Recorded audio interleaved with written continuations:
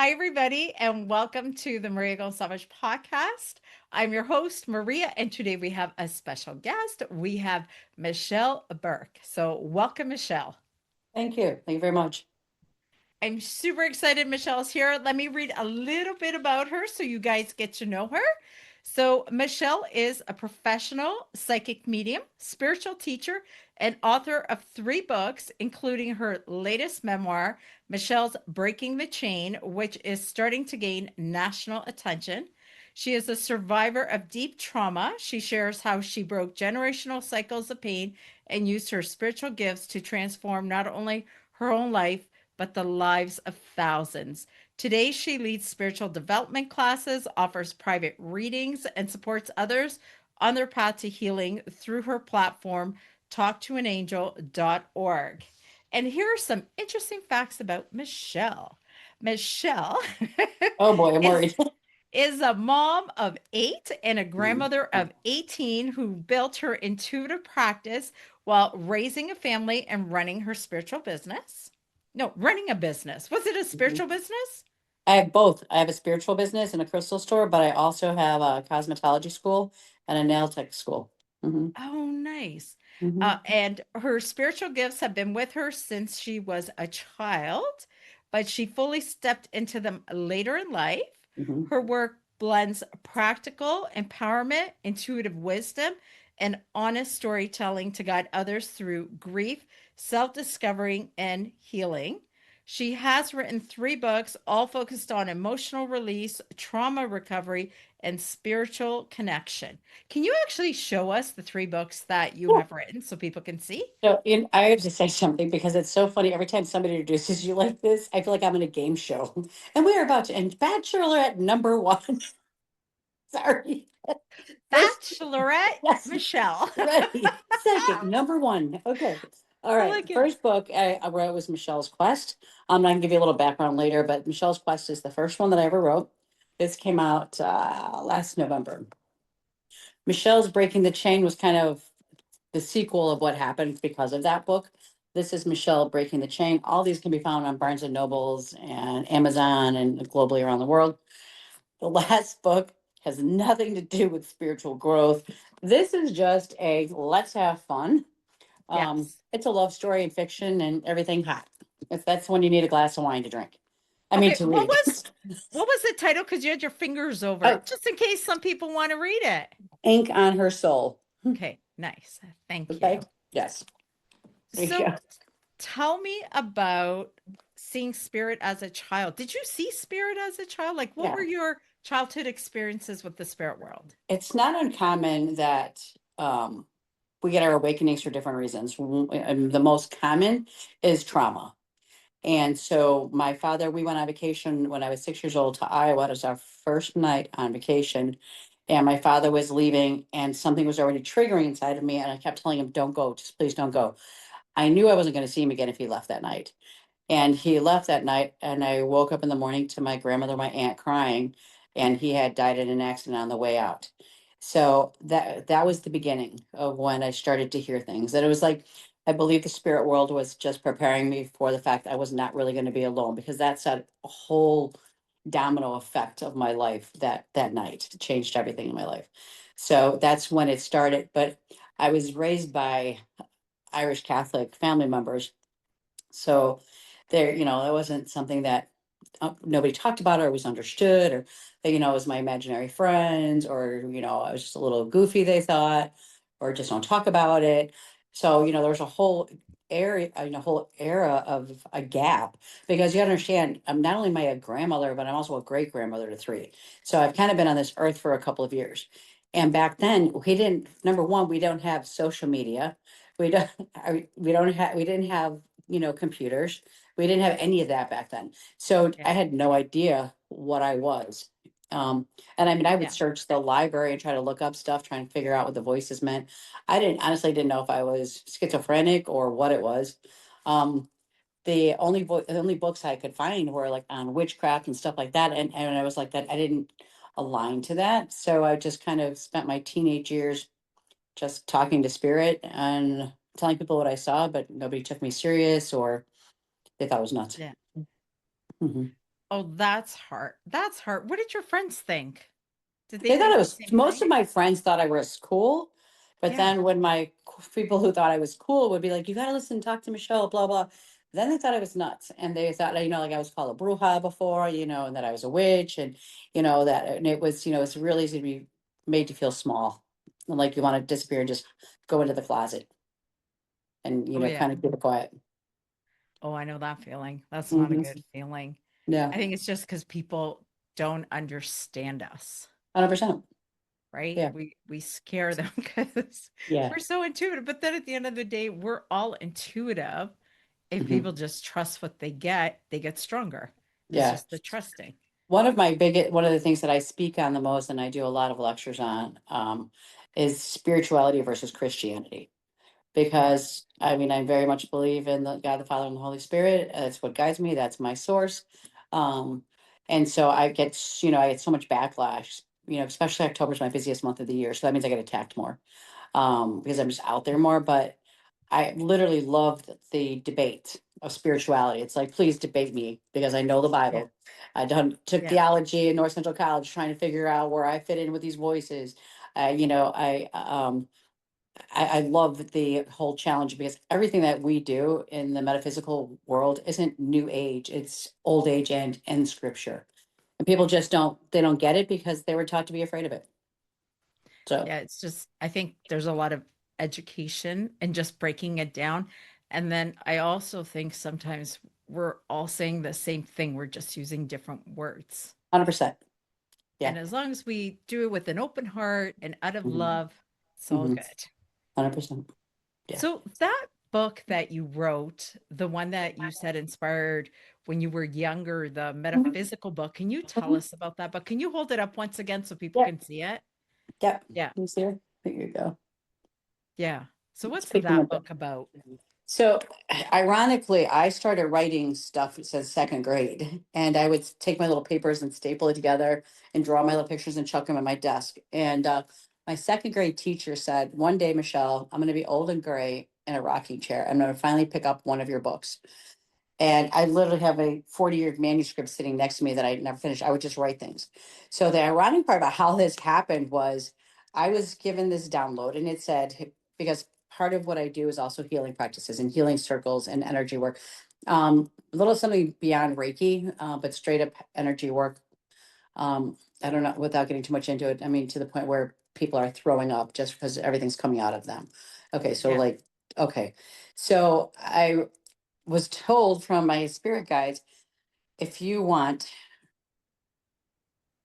to strengthen your ability, if you think you are ready to take everything on that we can give you at this point of your life, then you have to do certain things. And I got a little download and I wrote it out, and it wasn't even, it's nothing that's I got from a book or any person, it just dumped in my head. So I had to do this for 30 days. And for 30 days, I basically had to give up everything that I liked, all of my foods. I lived on water, fruits and vegetables. I couldn't eat anything. You couldn't eat meat, anything like that, because it had gone through trauma through its crossing, and that wasn't allowed to feel any of that crossing. I had to go through deep meditation. My friends around you will tell me that I was not a very nice person for those 30 days, but it was almost like what they said to me. My spirit guides are like, if you want us to give you this strength and this energy that you need to do these things, then you need to be able to detach yourself from earth and everything earthbound that you like. So for Yeah. 30 days, I had to do all of this. And so I did it, and it changed my life 100%. But then after that, I kept hearing them talk in my head, and they're like, and it was called Michelle's Quest in my head. And they were like, write the quest. And I'm laughing at them going, and I mean, if people ever were in my brain, they would think, like, what is wrong with her? Because I go back and forth and, I debate and I argue with them. And they said, write Michelle's Quest. And I'm like, okay, what? I'm just going to pile it with another 40-year-old manuscript. Like, what am I going to write it for? Like, who's going to read it? I never knew what to do with my stuff after I wrote it. So I was I think I even wrote it was like March 25th or 24th of this year. Not this year, but prior year. I started writing it, and just for nothing, just gonna write it. So I wrote about, my being 6 years old, about my experiences, I wrote in there Michelle's quest, like this is what I had to do. If this helps to get you more spiritually attuned, then that's great. Talked a little bit about crystals and signs and symbols, and just it was kind of like an embracing your abilities. It's uh, it's very colorful, with all the Yeah. illustrations and everything. So I just kind I of have was a kind of question. yes, Michelle, I'm like so curious. Maybe it's the Portuguese in me because you said you did a quest for 30 days with like limited food. yeah. So, me loving food, what do you eat now? Like, what did you eat after? Did you do the 30 days and then you went back to all the food you ate, or what I happened? couldn't right away. Oh, I couldn't because my body couldn't. Like one, you didn't. I lost taste for a lot of it, like things that I really enjoyed. yeah, Just I didn't have the taste for it anymore. My biggest downfall, honestly, is pasta and bread. I love them. So they are delicious. yeah. So like meat, I don't really need meat anymore. I mean, occasionally, but I'm not a fan of it. For something about it just that bothers me now. Yeah, Um, but fruits, vegetables, pasta. That's pretty. Yeah. It was funny because I lost like 14 pounds in that month. yeah, And it took a little bit of time for it to come back, but it slowly, and it was funny because I was working with somebody else and I said, I'll do it with you if you want to do it again. But I will tell you, about 3 or 4 days into it, I was like, I don't want to do this again. Like that was hard. I don't want to do it. It was giving up everything, your caffeine, giving up, yeah, you smoking, giving up everything for 30 days. And it was yeah. like, and I don't smoke cigarettes anymore, but I would still like hit my like fake vape pen or whatever, and so it was like giving up everything at once. It was even trying it a second Pretty time. I'm hard. like, that's harder than I remember. It's really hard. I don't think I want to do it again. But yeah, it is very trying. That sounds really hard, but I would imagine because I remember I did something, but it was a candida cleanse. Okay. We had to do it as part of I was in a spiritual class The and they're church food. like, Yeah. you guys need to cut out the coffee, the if Yeah. it ain't natural, if it's Yeah. processed, you're not allowed to eat Right. it. It was like 2 weeks. It was just 2 weeks. You did 30 days. And I was like, I was dying because I love coffee and chocolate. And I'm just like, but then what Mhm. I noticed is after the 15 days, and then when I tasted coffee, it was gross. Like it Right. didn't Tastes the the same. processed food tasted not Different. good. So did Yeah. you notice that too with food? 100%. 100%. Yeah. Your body feels lighter. Uh-huh. Yeah. And it's funny how when you're going through the quest, like I explain this to my students from the time we take our first breath, we have three voices in our head at all times. I have Yeah, my conscious voice is the one that says go to McDonald's. Then that's I a have good voice. yeah, I love that voice. Then it's a good voice, go get those Cheetos. Then I have my spirit voice is the one that says don't take Jefferson, and you're like, why? I always take Jefferson, go to McDonald's. And once you have the knowledge and understanding, that's the voice that's trying to protect me from something that's on the road there. Then you've Mhm. got the dark voice that's like, okay, fatso, go to McDonald's and go get 2 cheeseburgers or whatever. So we have these three voices in our head at all times. Yeah, Anything that we get, the anxiety, the fear, any negative emotion we have comes from the dark voice because we have to have them both in your head. Going yeah, through that 30-day quest, I was going through a constant mental fight up there because spirit and darkness were just at battle, like throw in the towel. This is, why are you trying to do this? What do you think you're going to get out of this? Blah. It was really a mental challenge, probably more than a physical challenge. Well, no, they were both were pretty challenging. I'll be honest with you. Yeah. so when you did the quest, just because I'm so fascinated by this quest, are you by yourself? Are you allowed Yeah. to talk to other Oh, yeah. people? I had to go to work Okay. every day, be around people every day. That's why I my coworkers and the people that, because I will do a lot of events with a group of ladies. And they were like, Michelle was not, like, when they talk about my time, they're like, she was not nice. I was just very angry. Some of that was probably the dark voice coming out. Yeah. Or missing some chocolate? I Yeah, don't dark, know. yes. I think I was kind of like the exorcist at some point, like, yeah, that's pretty interesting. So you did that a long time. I'm assuming you did this a very Yeah. long time Yeah. ago.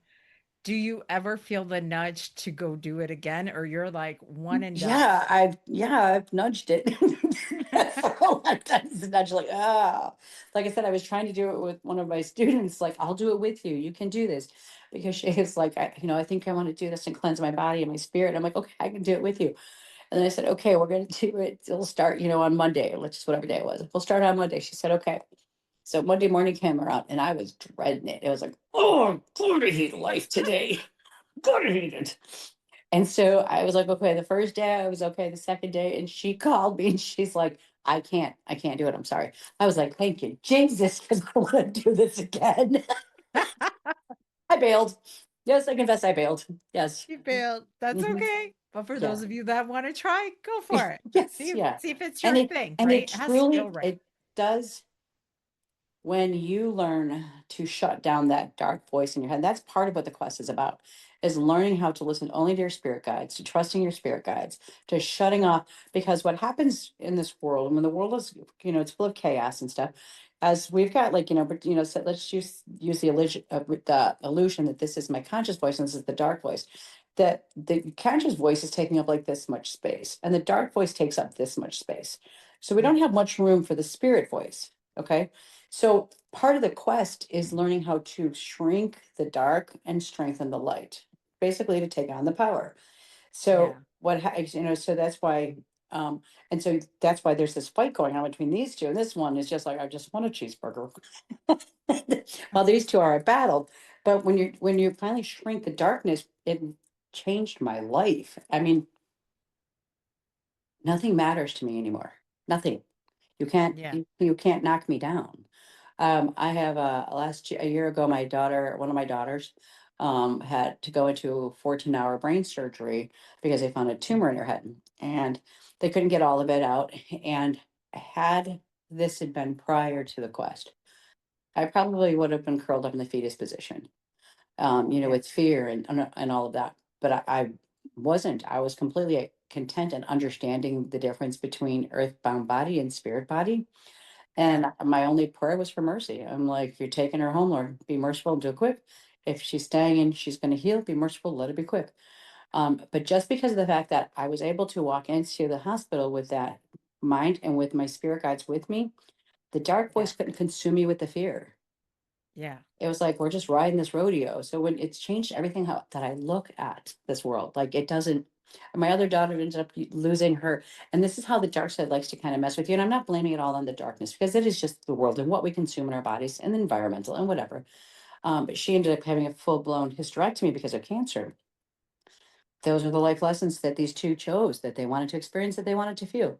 And when you look at it like that, it does. It. I can't explain it in words. It changes everything. I think when you take a step back, yeah, and you Hmm. surrender, because we Yeah, can't that's control it. No.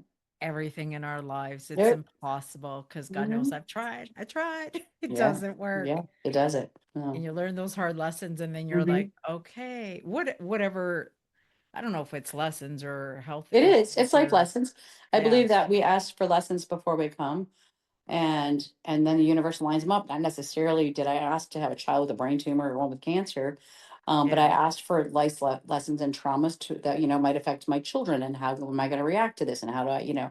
So we ask for these different lessons, and sometimes I think though it's not necessarily that I asked for a lesson with my child, but I needed to understand what it was like to be that scared to lose somebody you love that much, and trust the yeah. universe. Like, how, what are you going to do? You're going to buckle, or you're going to trust that we've got you. So I think that's kind of like the lessons. I mean, I find life intriguing now. I tell people every time they're like, something bad happened, I'm like, so what did you learn? What'd you get? And they're like, Yeah. what? I said, everything is a lesson. What did you get out of that? Because you're supposed to get something out of it and you're supposed to teach somebody because of it. So what did you get and what did you get? And they look at me like I'm nuts half the time. It's I think it's hard when you're in the thick of it, but Hmm. then Yeah, because they're still getting to eat food. Yeah, they're having the yeah. hamburgers and french They're fries. still at McDonald's.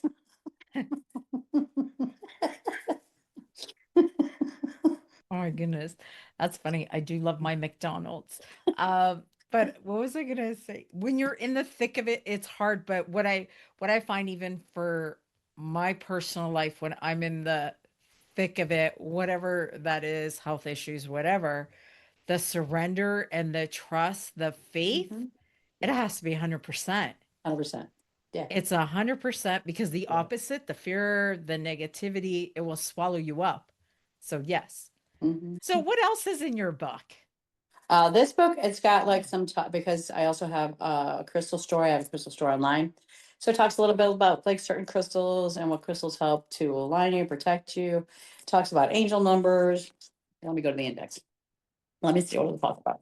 Um, how to different steps of meditating, different classes that I teach, a segment at Am I Psychic, and with all the different clairs and where do you fit in, and kind of like a little test for, Yeah. for somebody who's just starting off, like, well, I think are we all capable of being, and I don't like labels, and I really don't like the word psychic medium, Yeah. because I don't think that, I think we all have the same ability to do what I'm doing.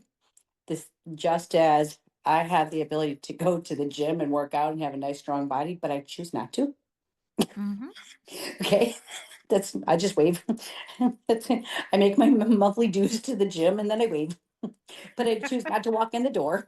Okay. Yeah. So it's like we all have it, but some of us choose not to use it, or, I like anything in the world. I can choose to be a doctor. I choose not to. You know what I mean? So it's like it's a choice. Yeah. I think the word psychic gets a bad rap. 100%.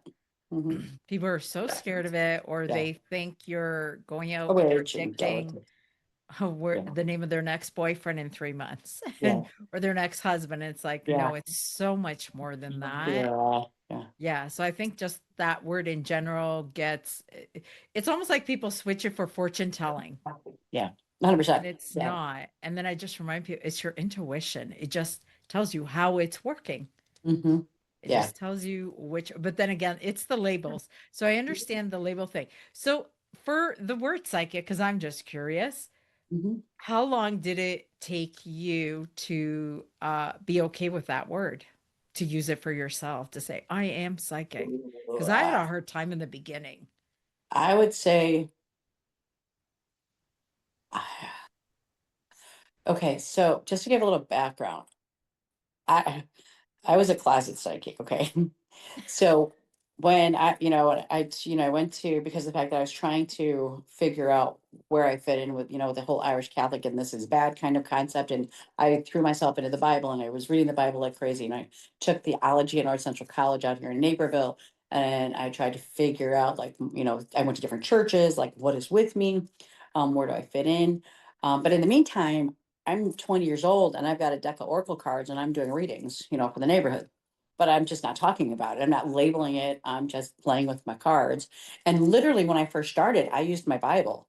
I would sit with people and they would ask a question. I would open up and it would give me the answer. So I was using my Bible. So it was okay, Oh, wow. because I was using my Bible to get answers. Yeah.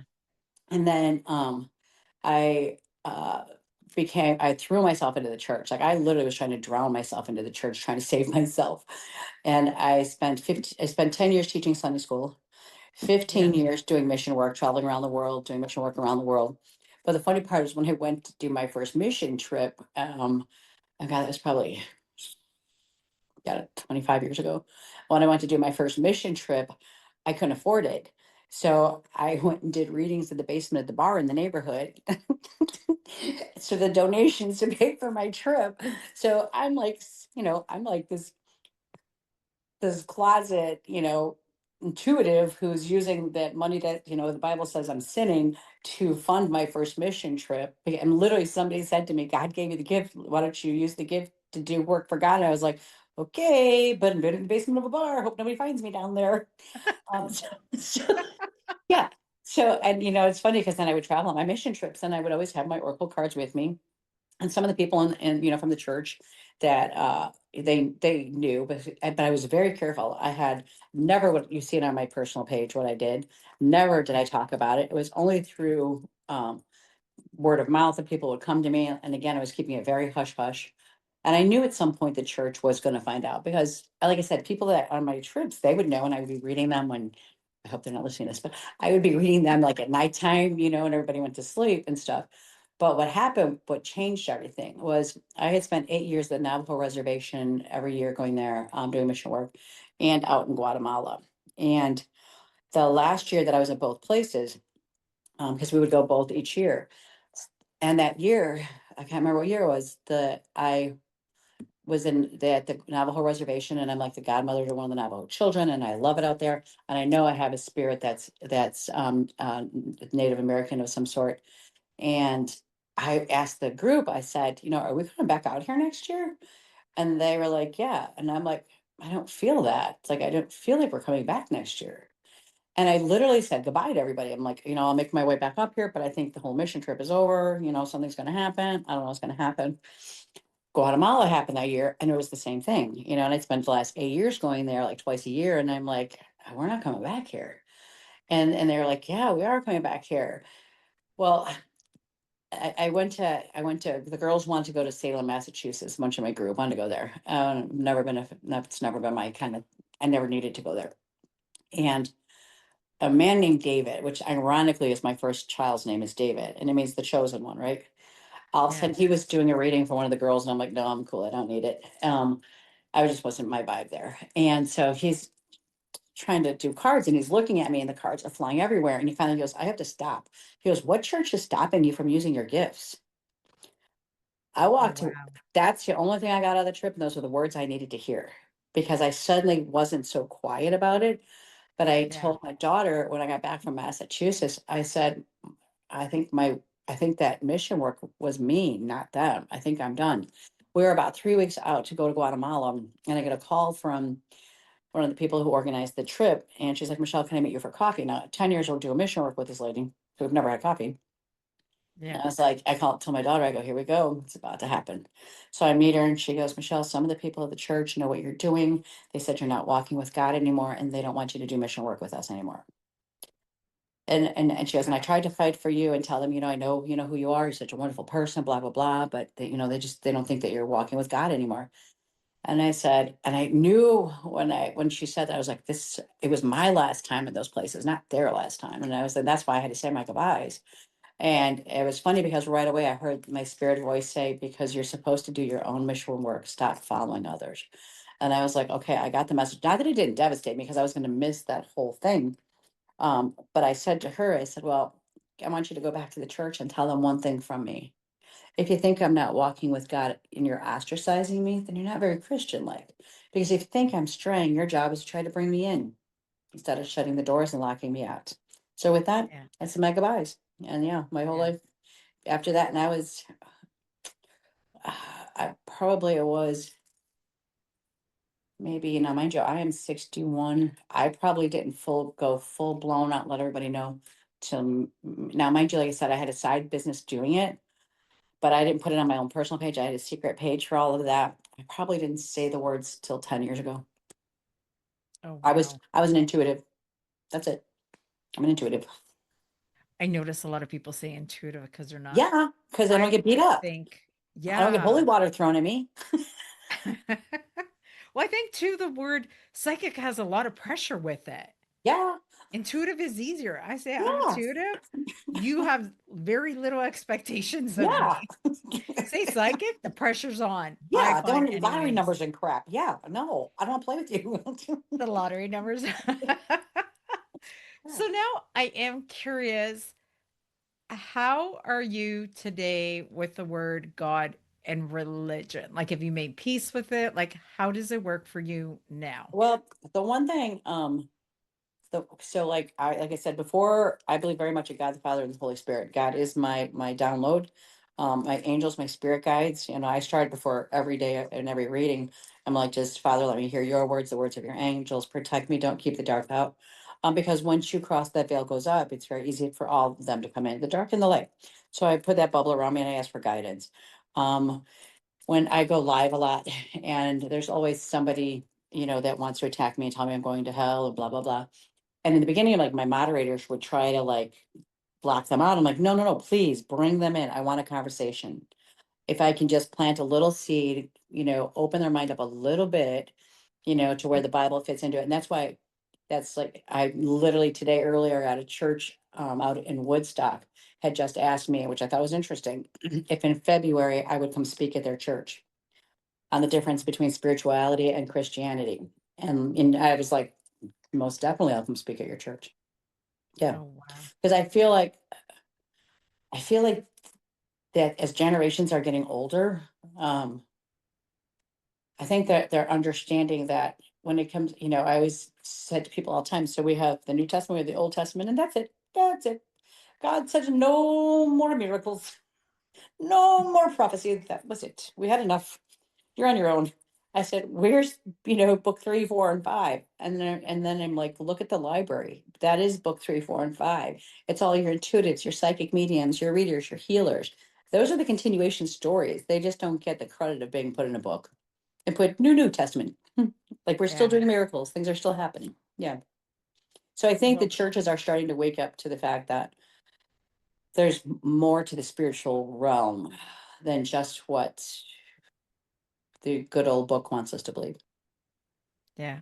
I think, well, don't they say Jesus was a healer? So A hundred there you percent. go. Yeah. A healer 100%. and a medium. Mm-hmm. And so thank you for that. Your next book, what is Mm-hmm. that one about? Because it's your memoir. Yes. So during my life, I kept hearing, you need to write your story. You need to write your story. And again, it would just end up in a pile like these other ones that are sitting here next to me. And Yeah. wait, can I tell you actually how this book ended up to be printed? That was how the Yeah, universe works. It was absolutely. crazy how this happened. So I'm writing it with no intention of it ending anywhere besides on my computer, right? And this girl reaches out to me, and I'm working at the school, and she says, I was wondering, I self-published some books. I was wondering if I could bring them in for your students to maybe purchase. So I didn't know who the girl was, and I'm like, support her. I'm like, sure, come on in. So she wrote some dream journals and stuff, and she brought them into my students, and they had bought some.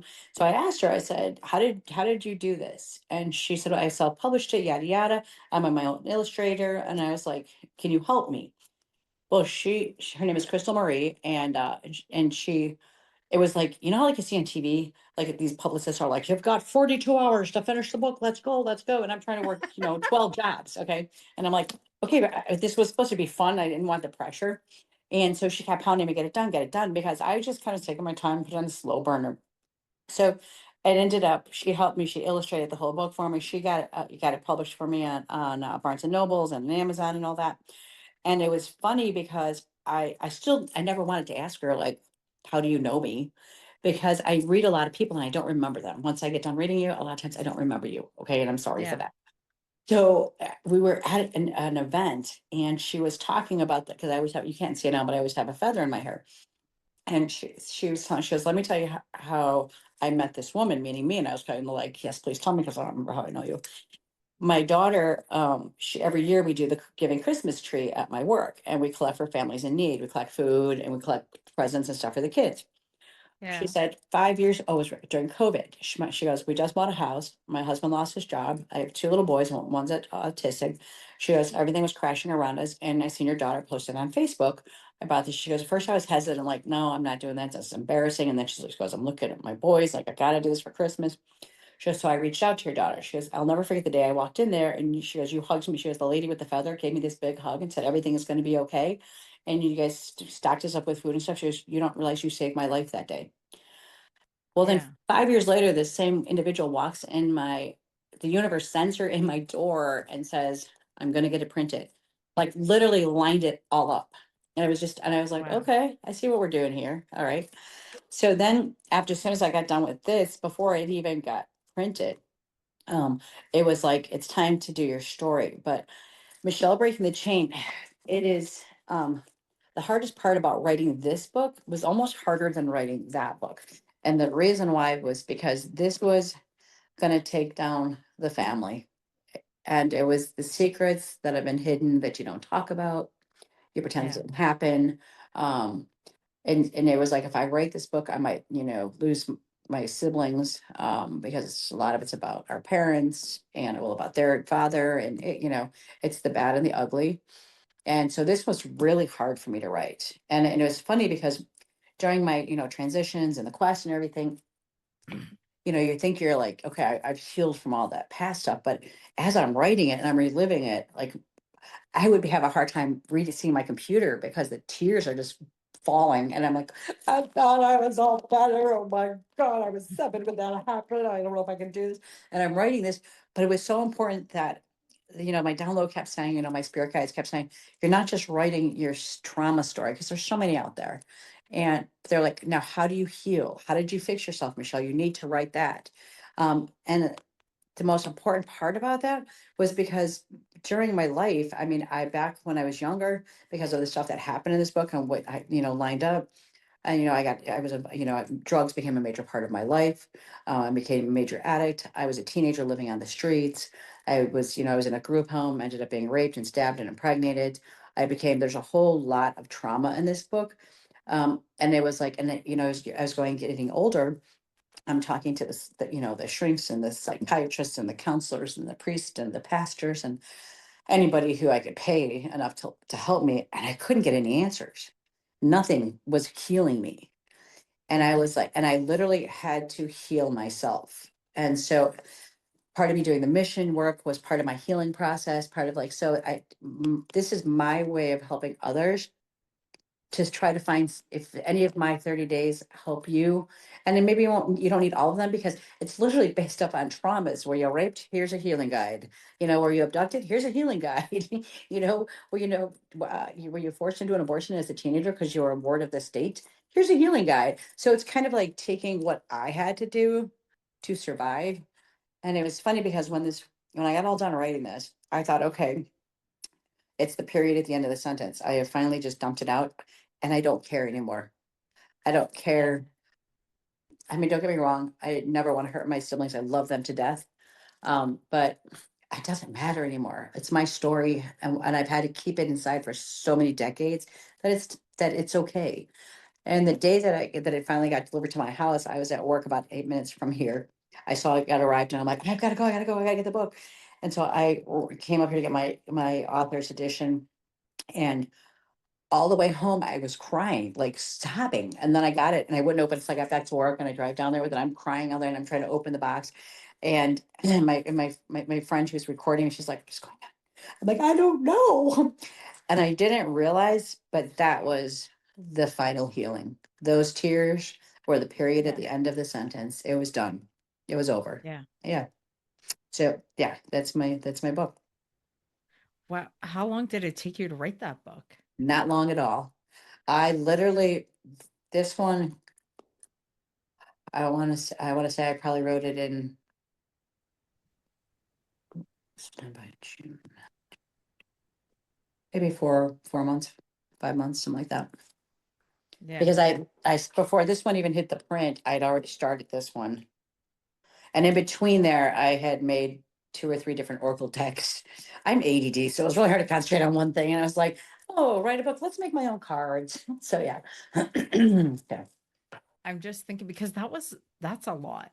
That's a lot of trauma. That's a lot of healing that you had to go through. Are you still in the healing or do you feel like No, you're done? literally, no, I'm done.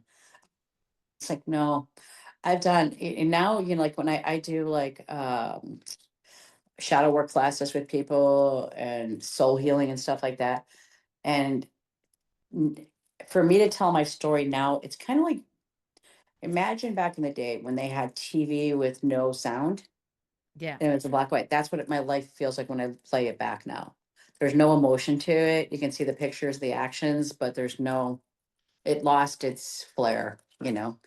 But I think part of probably the hardest thing about healing is to learn to forgive. That's the hardest thing. Because how do you forgive those people that tortured and traumatized you? How do you do it? And why would you want to? Why? Because the only one you're hurting is yourself, not them. And you're not forgiving them for them. And all the time I work with people and they're like, I can't forgive them. And I'm like, but if you don't, you're the one that bears that, not them. They don't care. And excuse this expression, but Marianne Williamson said it the best when I was like, I want to say I was 35 when I was listening to her when I was walking 3 miles a day with my little cassette thing. And she said, people come into your lives and they, excuse the expression, I'll just say they crap on you. and you collect it and you put it in a suitcase. And they walked away and they feel free because they just dropped a load on you and they just left. But you put it in your little suitcase and you start carrying it around, and then somebody else comes along and you put that crap in the suitcase. And before you know it, you're dragging the suitcase, and all of them are free. They feel very light. She Yeah. said, "When do you want to put the suitcase down? It's a choice." And I remember those words changed everything. And then the one thing I got in years ago from my spirit guides was, look at everyone who ever hurt you like a 5-year-old child. Look at your mother like a 5-year-old child, not like the mentally broken woman that she was. Who broke that child? And it changed. I was 30 years old when I could see my mother for the first time in a different set of eyes, because all I wanted to do was hold her, like, my God, what did they do to you that made you so broken? And so when you look at all of the bad people in the world as 5-year-old children, you can't hate them. You'll literally feel sad for them and sorry for them. And that changes your whole perspective on people. I drove before my evil stepfather had crossed. I drove 4 hours south from here, walked into his hospital room. I said, "I just came here to tell you I forgive you." And he looked at me with this blank stare, like he didn't think he did anything wrong. I walked back out, drove 4 hours home, and I was done. It's over. I'm not carrying you with me anymore. And literally one by one, knocking out all the people that hurt me. And I forgive you. And even though if they didn't need it, they didn't want to hear it, they didn't think they did anything wrong, it don't matter. I'm not carrying it anymore. It's yours now. Because once you say those words, I forgive you, you're planted a seed in them. I just passed that flower on to you. Now you carry it. Because their mind is going to start going, forgive me for what? What did I do wrong? You literally have planted a seed and you've given it back to them. So, for people that are on this healing journey, right, and they're going through all of this stuff, what would you recommend they do first? Don't start with the quest. You'll be really mean. No, just kidding. Eat a good Twinkie. Hamburger. Eat a good Twinkie. Okay. Get a hot chocolate. Start with, no, Yeah. just kidding. Um, I say the first thing you've got to do is you want to accept the fact that you really want to heal, because chaos, drama, addiction is all addictive personalities. When you get so used to being the traumatized child, you become addicted to that emotion. Anxiety can be very addicting, like that's an emotion you're used to. So it's like, do you want to give up that addictive personality and ready to change that? And understanding that you've held on to it and you're addicted to it. And I'm not saying that in a mean way, but I was addicted to all of the trauma of my life. That's all I knew. That's what made me. So acknowledging the fact that I was living everything off of my triggers from growing up, and acknowledging the fact that yeah, I'm addicted to this trauma. I choose not to be addicted to it anymore and to move past that. It's like a first step. Yeah. I do want to add in here just my little disclaimer. Hmm. If people are going through a difficult time, seek out professional help, Hmm. doctors, therapists, just putting that out there, 100%. right? Because there's a lot of professionals There's that a lot of specialize in hands that that. are waiting. Yeah, a lot of hands that are waiting for you to grab them. Like, I'm here to help you. So, Yeah. yeah, you've got, and find the person that fits you. I couldn't find somebody that fit me, but keep searching and sometimes it's just your next door neighbor. It might be Yeah. your dog, but you need to talk it out. Yeah. So I am curious because you have Oracle decks that you've Hmm. created. Hmm. What inspired you to create? First of all, how many Oracle decks do you have? And what Or, inspired you to create them? um, good question. Uh, I don't know what happened that day. Let's see. Are they all the same or are they No, different? completely different. I should have had him here for you. Um, my first one is Angel Talk. It's so my business name or whatever you want to call it is called Angel Talk. Basically, because the angels talk to me, and that's kind of my logo, whatever. So the first one was Angel Talk, and I used pretty much the same deck of cards. Oh my God, forever. Like where I bought like 4 packs, so that when they wore out, I Yeah. had the next one. Okay, so I used them forever, but I don't know really what happened that day. And the next thing you know, I just said, I want my own deck. And so I created my own deck, it was an Angel Talk deck. And then I was like, oh, I need something else. so my one daughter from Florida, she would draw and paint during times of trauma, sadness, depression, whatever. When she, sometimes in a good mood, but it was always something to trigger her. So I Yeah. stole all of her pictures and I created a deck called Chi-Town Shannon out of all of her artwork. And because every one of her pictures told me a story. So I did Chi-Town Shannon and gave her a deck and she cried like, oh my God, that's so beautiful. So, and it's a very popular deck because it's very, it's like, I don't know what the word is, kind of art. Um, Very colorful, very like she likes what is that Halloween people, the Nightmare Before Christmas or whatever. Yes. So a Yes. lot The of her skeleton drawings, people. yeah, a lot of her people are like that. Okay. And Yeah. then I was like, okay, now I need something stronger. So the next deck was Warrior Woman. And that one I kind of changed my whole theme up. So that one was just different pictures of warrior women with just Yeah. one word. So like I didn't tell you what the card is for. This one is about fear. This one, is about loss. This one is about so that people who are using them would learn to use their own intuition instead of. I tell people all the time, if you buy a deck of cards, throw away the book, please. I'm like, that book is their interpretation of what that card meant. What does that card mean to you? So this one, I took it down to just one word per card. And the last deck that I just did was Breaking the Chain deck, where there's no words and it's Yes. very random pictures and it's for my students and for people who are learning. Like you pick up Yeah. a card, what is that card, what is it saying to you? Yeah. And so I left just a little bubble. You can fill it in yourself if you want to. You can leave a blank for each person, but yeah, that's how I got into my decks. So did you find, because I just created my own tarot deck, did you Hmm. find it easy to create, Yeah, or did you find it was like a labor of love? it was a labor of love because in one of my decks it says the same thing twice. And I didn't realize it during editing or nothing. And I was like, and I was using the cards and I'm like, the heck, why do I have two of the same cards in here? But I realized that those two were very powerful to me. Yeah. So I was like, okay, so this means that there's extra stuff going on here. Not just, but no, it was a labor of love. It really was because I did enjoy doing them. But it is a little time consuming, because you've laid out, 52 images in front of you, and then you're like, okay, because I had to put myself into each card, like, what am I seeing? And that's why the Yeah. last one, I'm like, I'm not putting anything in there. It's random pictures of things. An Yeah. alligator, just random pictures yeah. What do you get out of the alligator? Yeah, But it is a labor of love because you 100%. put your energy into I found after I would create a card, sometimes it take me hours to come up with a card. Yeah, I would be exhausted because I was in yeah. that clear sentence because I had to feel right. Do the colors Hmm. feel right? Does the Yeah, arm, the ring, the yeah, jewelry, does yeah, the vibration of the card feel right? yeah, Does the essence? It's like there's a lot of feeling by the end of the day. I'm like, I yeah. need a nap from feeling so much. Trust me, I love naps. I can work like this morning, I spent off the day at the coffee shop down the street doing readings for them. They would ask me for Halloween.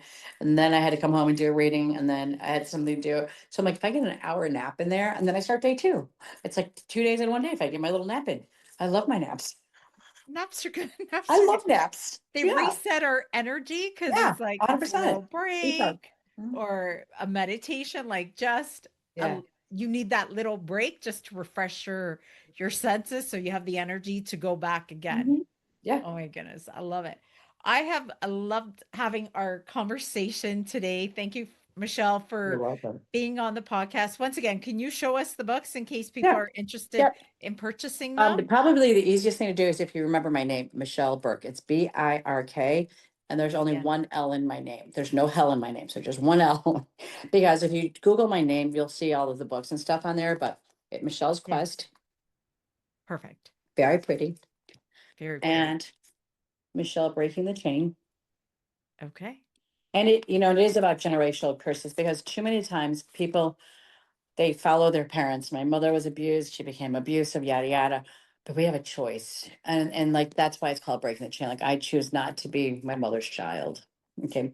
And if you just need a little bit of fun in your life, yeah, she's a big one, but it's a really fun book to read. And that's Ink on Her Soul. So yeah, three different genres. There you go.